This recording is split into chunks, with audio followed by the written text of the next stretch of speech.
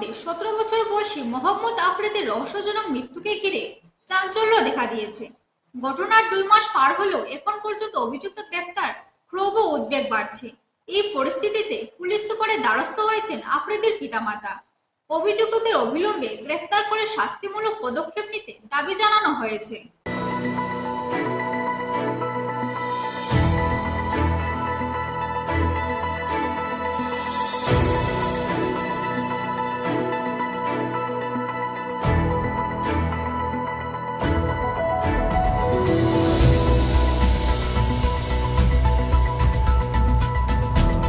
ফারুক আহমদের দিকে স্নান করতে গেছিল। আমার ছেলের নাম হইল মোহাম্মদ আফ্রিদি, টিকুনা পার্ট 2 বরাকপাড়।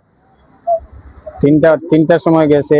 একটু সময় না হওয়ার পরে আমি অপেক্ষা করে গিয়া দেখতে দেখতে নাই, তার কোনো খবর নাই। এখানে গিয়া পাইছি 4জন মিস্ত্রি কাজ করে। তারা জিগাইলাম আমার ছেলেরে দেখছো? তারা কইলা না, দেখছি না। এরপরে ইয়াসমিনারা কইয়া একটা মানুষ আছে, কয় তোমার ছেলেরে তুমি জল খুঁজো, পাইলে পাইবাই। আমি কই আমি জল কেন খুঁজতাম, আমার ছেলে তো সাঁতার জানে। না, তুমি জল খুঁজো পাইবা। এরপরে আমি জল খুঁজছি, কোমর জলের আরো নিচে আমি তারে পাইছি। আমার ছেলে মারা গেছে।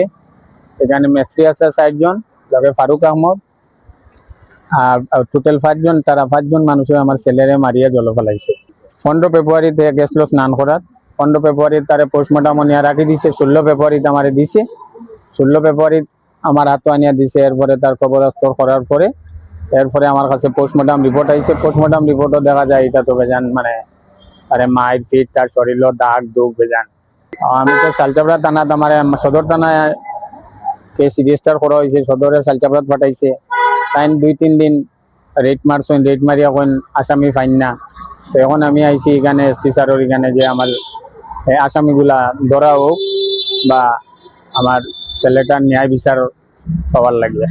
ছেলের ন্যায় বিচার পাওয়ার জন্য আমি স্যারের কাছে আইছি। আমার ছেলের ফারুক আহমদের ফুরকিত মারিয়া ফালাইছে। আর 17 বছর ছেলে মোহাম্মদ আফ্রিদি। আমার নাম হইলে আয়েশা বেগম।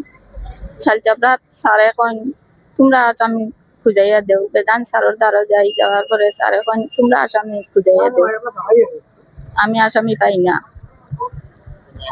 কোনো অ্যাকশন লই না। থানারে গিয়া বারবার কইলে তাই কই তোমরা আসামি খুঁজাইয়া দেও, তোমরা আসামি খুঁজাইয়া দিলে আমি ধর্ম তারে খানো আছে না আছে তোমরা জানো। আমি স্যারের কাছে, এসপি স্যারের কাছে আইছি আমার ছেলে নিয়ে বিচার পাইতে। আমার বয়স ছেলে, আরো ছোট ছেলে, আমার ছেলে, আমার স্যারের কাছে মাত্র মামার কাছে আমার ছোট অনুরোধ, আমার ছেলে দিয়ে বিচার পাইতাম।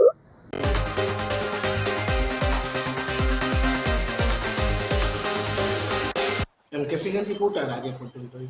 আগামী দিনে আপনাদের সঙ্গে আবারও দেখা হবে একই সময় একই চ্যানেলে। নমস্কার। নমস্কার।